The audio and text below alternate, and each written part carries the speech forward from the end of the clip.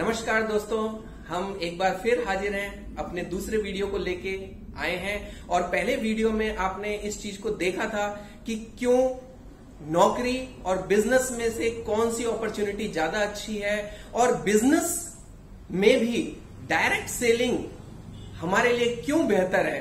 तो अगर हमने ये तय कर लिया है कि डायरेक्ट सेलिंग में हमें अपना कैरियर बनाना है, तो डायरेक्ट सेलिंग के लिए अब आपको ये चेक करना पड़ता है कि डायरेक्ट सेलिंग अगर हमें करनी है तो किस कंपनी के साथ में रह के करनी है।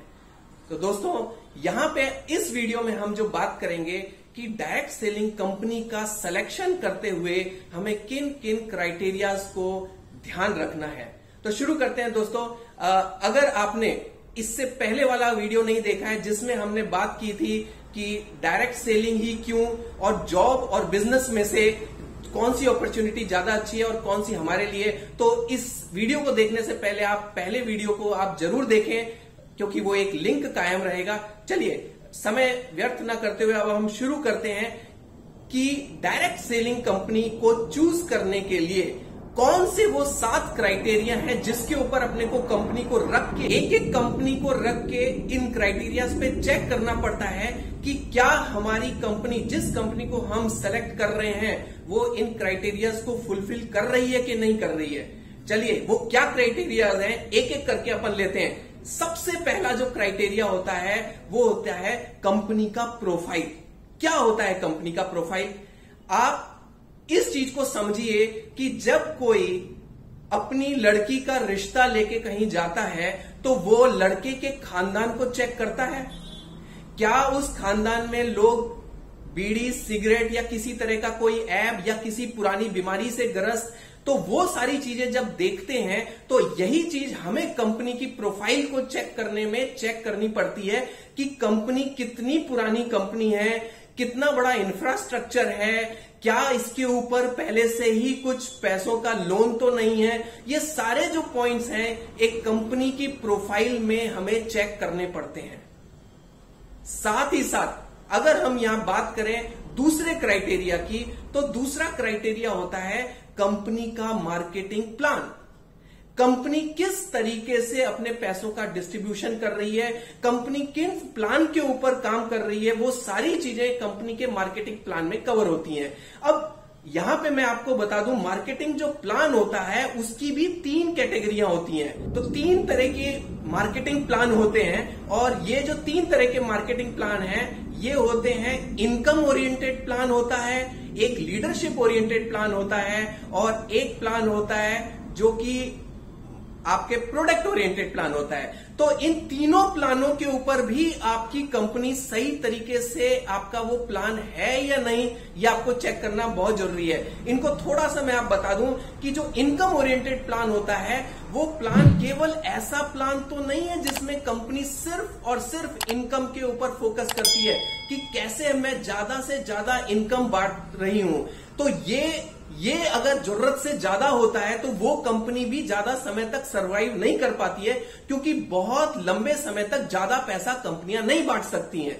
और साथ ही साथ अगर हम दूसरा देखें तो लीडरशिप ओरिएंटेड प्लान होता है। लीडरशिप ओरिएंटेड प्लान में क्या होता है कि कंपनी इस तरह के लीडर्स को हायर करती है, क्योंकि कंपनी का यह मानना है कि कंपनी को लीडर्स चलाते हैं, और लीडर्स अगर चलाते हैं तो वो अच्छे लीडर्स को दूसरी कंपनियों से भी हायर करके एक क्राउड्स को अपनी तरफ खींचती है। और इसके अंदर जो बेनिफिट है वो कहीं ना कहीं लीडर्स को होता है, एक आम जो डिस्ट्रीब्यूटर्स हैं उनको वो बेनिफिट नहीं मिल पाता है। और तीसरा मार्केटिंग प्लान जो होता है वो होता है प्रोडक्ट ओरिएंटेड प्लान।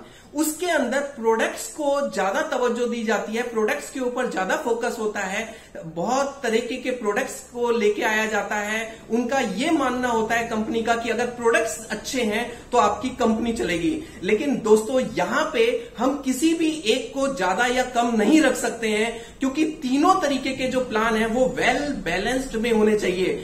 आपके पास में प्रोडक्ट ओरिएंटेड भी प्लान होना चाहिए, आपके पास लीडरशिप ओरिएंटेड भी प्लान होना चाहिए, और साथ ही साथ आपको इनकम भी होनी चाहिए, यानी इनकम ओरिएंटेड प्लान भी होना चाहिए।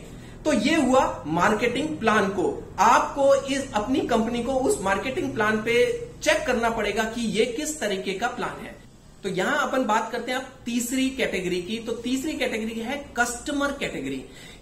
हमें ये चेक करना है हम जिस कंपनी के साथ में अटैच हो रहे हैं क्या वो कस्टमर कैटेगरी को, किस कस्टमर कैटेगरी को टच कर रही है। क्या वो कंपनी सिर्फ हायर क्लास कस्टमर्स को टच कर रही है, या लोअर कैटेगरी को टच कर रही है, या मिडिल क्लास को टच कर रही है। ऐसा कोई हार्ड एंड फास्ट नहीं है कि हमें किसी एक ही कैटेगरी को टच करना है। ये आपको डिसाइड करना है आप जिस कंपनी के साथ में जुड़ना चाहते हैं वो किस कैटेगरी को टच कर रही है। बहुत हायर क्लास के प्रोडक्ट्स हैं, इसीलिए उस कंपनी ने केवल हायर क्लास के कस्टमर्स को टच किया है या लोअर क्लास के टच किया है। तो आपको ये वेल बैलेंस करके अपनी कंपनी को इस क्राइटेरिया में भी जांच करना पड़ेगा, चेक करना पड़ेगा कि कस्टमर कैटेगरी कौन सी है। और चौथे क्राइटेरिया पे आते हैं अपन, वो होती है प्रोडक्ट कैटेगरी। क्या अपनी इस कंपनी में, जिस कंपनी को हम देखना चाहते हैं, जिस कंपनी के साथ हम काम करना चाहते हैं, वो किस तरह के प्रोडक्ट्स बना रही है। क्या वो प्रोडक्ट्स की जो कैटेगरी है वो कितनी बड़ी रेंज की कैटेगरी है, यानी कि उसके अंदर जो प्रोडक्ट के रेंज है क्या वो सिर्फ टेक्सटाइल को टच कर रही है, या सिर्फ वो एफएमसीजी को टच कर रही है, या वो हेल्थ प्रोडक्ट्स को टच कर रही है। यानी कि आपके अंदर प्रोडक्ट्स की कितनी वास्ट रेंज है, अगर है, या सिर्फ एक लिमिटेड रेंज है। क्या आप एक लिमिटेड प्रोडक्ट्स की रेंज के साथ काम करना चाहते हैं, या आप एक बहुत बड़ी वैरायटी ऑफ प्रोडक्ट्स के साथ में काम करना चाहते हैं। आपका माइंडसेट, आपकी मेंटेलिटी के हिसाब से आपको अपनी कंपनी का सिलेक्शन करना पड़ेगा। इसीलिए एक प्रोडक्ट कैटेगरी को भी आपको समझना बहुत जरूरी है, यह भी एक क्राइटेरिया होता है।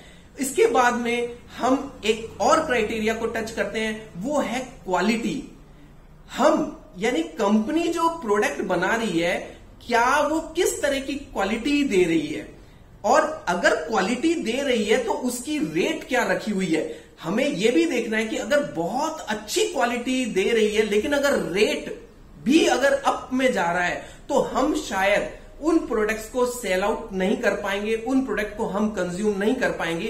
तो यहां हमें यह भी चेक करना है कि क्वालिटी कितनी अच्छी होने के साथ साथ में उसका रेट भी कम से कम और उस वाजिब क्वालिटी के हिसाब से वाजिब रेट उसका तालमेल है या नहीं है।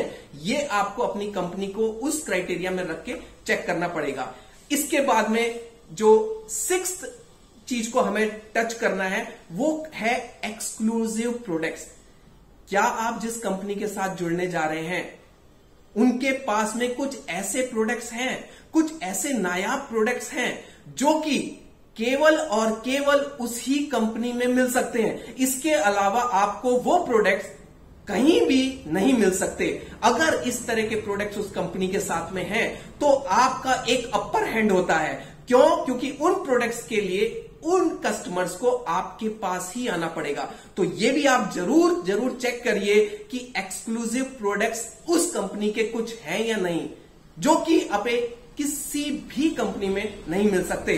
और अब मैं उस 7वें पॉइंट्स पे जा रहा हूं, वो 7वां क्राइटेरिया जो कि बहुत इंपॉर्टेंट है, क्योंकि ये भले ही हमने इसको लास्ट में रखा है लेकिन ये सबसे इंपॉर्टेंट है। वो होता है एजुकेशन सिस्टम। आप जिस कंपनी के साथ में जा रहे हैं क्या उनका कोई एजुकेशन सिस्टम है? क्या वो अपने कस्टमर्स को, अपने डिस्ट्रीब्यूटर्स को इतना एजुकेट कर रहे हैं कि वो कंपनी में आगे से आगे बढ़ सकें, आगे से आगे ग्रोथ ले सकें, अपनी इनकम को बढ़ा सकें? उसके लिए एजुकेशन की बहुत जरूरत पड़ती है। अगर इस तरह का एजुकेशन सिस्टम उस कंपनी के साथ में है तो उस कंपनी का हाथ हमें थाम लेना चाहिए। तो ये सारे 7 क्राइटेरियाज को हमने 1 बाय 1 टच किया, और इन क्राइटेरियाज पे आप किसी भी कंपनी को लाके चेक कीजिए। अगर इन सब क्राइटेरियाज को आपकी कंपनी फुल कर रही है तो मैं आपको कॉन्ग्रेचुलेट करना चाहूंगा कि आपने उस कंपनी का सिलेक्शन कर लिया है, और उस कंपनी के साथ लग के आप अपनी एनर्जी को, अपनी ऊर्जा को प्रवाहित कीजिए, और आप बड़े से बड़े मुकाम तक आप जा सकते हैं, और डायरेक्ट सेलिंग में आप बहुत बड़ा मुकाम छू सकते हैं। और इसी के साथ में इस वीडियो को समाप्त करने से पहले मैं आपको ये बता दूं कि हम अगले वीडियोस में आपके मन में ये बहुत चल रहा होगा कि ऐसी कौन सी कंपनी हो सकती है जो कि 7 के 7 क्राइटेरियाज को बहुत अच्छे से फुलफिल करे। बिल्कुल दोस्तों, ऐसी कई कंपनियां हैं और मैं आपको उनमें से कुछ एक ऐसी कंपनी का भी जिक्र करूंगा जो कि, और हम उस कंपनी को इन एक एक क्राइटेरिया पे रख के चेक करेंगे कि वाकई उस कंपनी में वो मादा है, वो दम है, जब इसको सही तरीके से फुलफिल कर सकती है। तो मिलते हैं दोस्तों अगले वीडियो में, तब तक के लिए बने रहिए। नमस्कार।